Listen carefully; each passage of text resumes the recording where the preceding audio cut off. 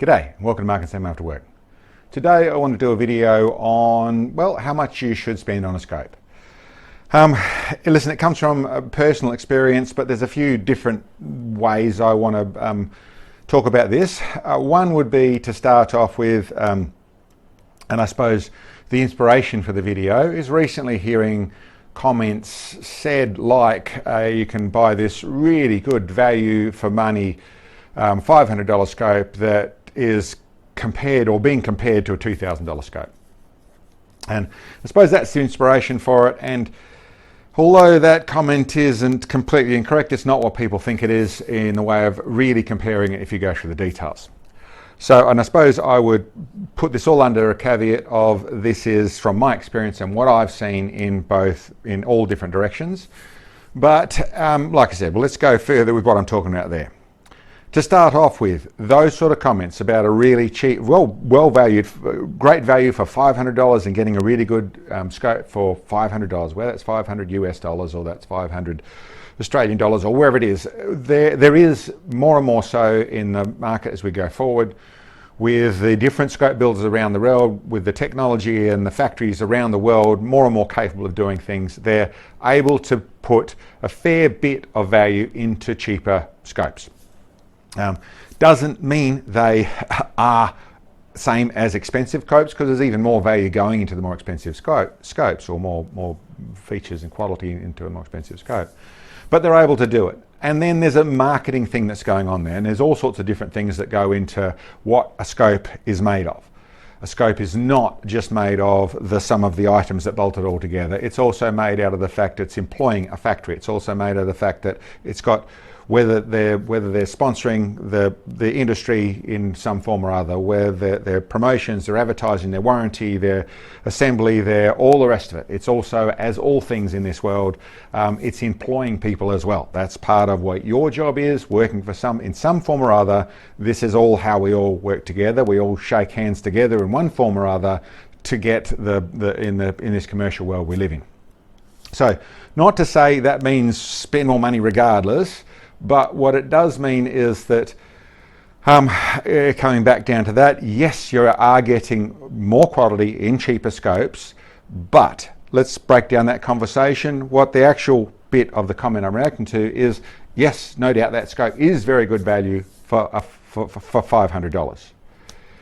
In comparing to a $2,000 scope, well, it probably does compare to one or two $2,000 scopes. And what I'm actually talking about there is that in all ranges you get good value scopes and you get scopes that are probably priced a little bit more than they should be for the amount you're paying for them. So if you take the bottom of the barrel in the $2,000 scope and compare it with a lot cheaper scope that's the top of its little bundle, you might get close. You'll tend to find there's still some advantages over here in the more expensive one, but you're not comparing actually a $500 scope with a $2,000 scope range. You're just comparing it with the ugly duckling of that crew and the beauty queen of this one, and then saying they're about the same. So perspective is what I'm talking about there. You're not getting a $2,000 scope for $500 is what I want to say there. Okay. Then I suppose it would go into really talking about how much you should spend on a scope, and I suppose I'd go straight to my experience in the best way I can describe this. I started with a place where I bought the basic bits and pieces. It all started to work really well, pretty well, but the moment I started to go for more precision and started to go for more wanting a tactical scope, or basically in the scope conversation, I started to find that what I had, and I started with a Nico Sterling of the time, and I went through a few different scopes, trying different things, and 3 or 4 steps I went through. This is one of the ones we ended up with a little bit up the road here, which is a Citron, very good value for money scope.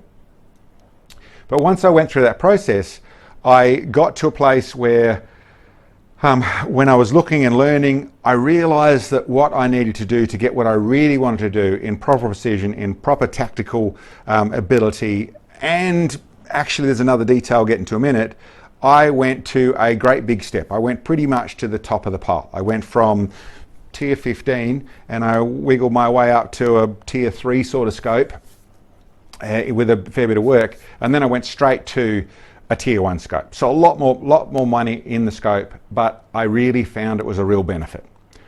And what I would say with that is that I've also, over the years, doing what we do, seen lots of comments where people will say that once I took that leap, I never looked back.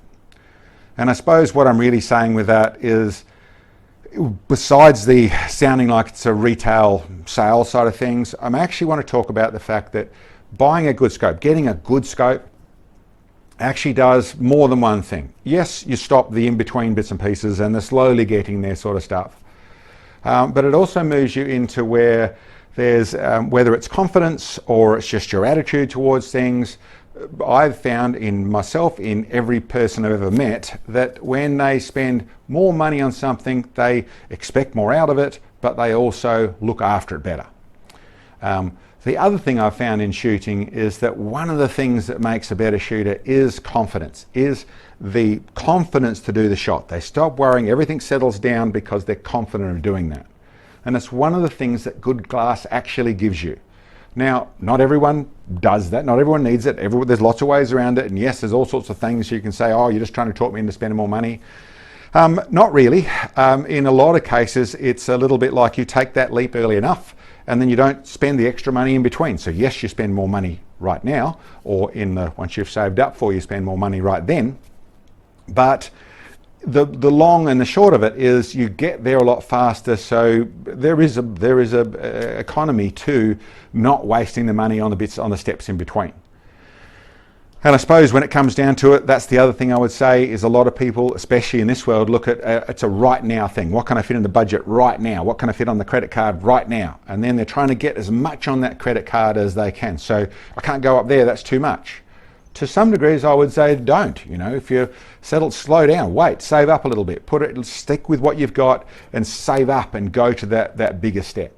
In all instances I've seen, and I'm not saying go to the most expensive scope by any means, look at your views, look at the reviews, do your research, work out what you really want. We've got videos to help with some of those decisions. I do reviews on scopes that are scopes of the quality that I think are acceptable, and I'll put forward exactly my opinion on that side of things. But in all situations I've seen, when people take that leap, there is the confidence thing, which definitely is there, but there's also the head in the right place, the look after the equipment properly, and they reward you with how they work well, how they function well. As for warranty, as for features, all that sort of stuff, listen, do your research. I would say one of the things that all the scope companies are going down the road of is too many features. They look at it, it's like selling a car. If it's got more features, they'll spend more money on it. I would prefer they focused on the features that you particularly want for that range, but you get the marketing side of things. They're trying to catch as many people with that net as they can, or suit as many people, the better way to put that, so they get more sales for their investment in what they put into a scope, which, mind you, that is always large. They don't get to build one scope and just sell the one scope. They have to do large numbers of scopes to get the prices. It's a quantity versus dollars thing. So to get the quantity to be able to sell them at a reasonable cost at all, they have to do large numbers. So they have to do decent investments, and they have to try and suit as many people as they can. So normal sort of business sort of stuff. But anyway, I suppose as an overview side of things, what I'm really saying, in all experience that I've seen, both personally and what gets fed back to me, is that stepping up to as far as you can go, pretty much, as far as you can make sense of, as far as it's got to suit you, obviously, but actually going to saving up and buying a bigger scope, waiting rather than buying one right now, getting a scope that runs on 2 or 3 different rifles in some cases. That's, you know, how you're going to be able to budget it in. But getting a better scope, going up at least a tier, you know, if you were thinking in the mid-range or in the $1,000 scope was what you wanted for trying to do precision stuff, stepping up into a $2,000 or a $3,000 scope actually can give you some real benefits to go with that side of things. All the times I've seen, not only in the attitude of how you look after your scope, what your scope does, what you expect of it, but also how you treat it. But like I said, in the confidence thing, I've really seen it and heard it back that it really does help in that sort of stuff. Ends up with a better shooter, And no, they don't make your rifle shoot more accurately. It's much more about you. It's much more about your head. But I've felt it as a benefit, and I've heard it repeated to me enough times. Anyway, guys, that's where I'm coming from. I'm sure there's people that see that only as a sales thing. It's actually, honestly, from what my experience is, like I said, and from what I've heard back. But listen, I hope that was of some help to people. Certainly, I think it should be some food for thought. But other than that, thank you very much for checking in, and we'll catch you next time.